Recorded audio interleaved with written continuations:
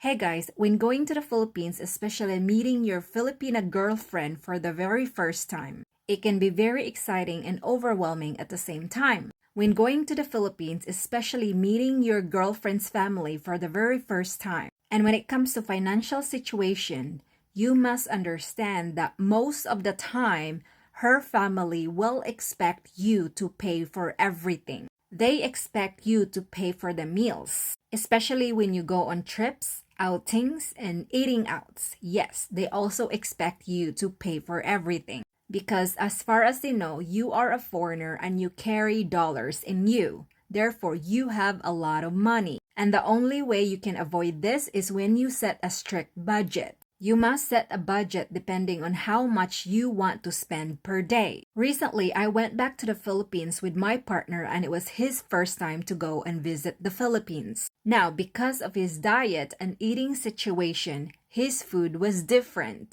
in a way that he eats more and buys certain food that he wants to eat. So we made a strict budget to spend only 1,500 pesos a day just for the meals. And that includes feeding my family, not the neighbors. Now, sometimes your girlfriend's parents might ask you to buy food and alcohol to the neighborhood because that's what a lot of parents and neighbors do, that they expect you to feed them or give them a drink. However, if you don't have a problem with the strict budget that I just mentioned, then you can spend whatever you think is best. Other than that, her parents or her relatives may ask you for money, but it's up to you to give or not. I'm not going to say that all Filipinos, all parents, all relatives are like this, but more likely they will. Otherwise, they might feel embarrassed to ask you anything. Unless you're staying in a hotel or away from the relatives, then you should be fine. But if you're going to your girlfriend's house and be with her family, then yes, more likely you have to pay for a lot of things.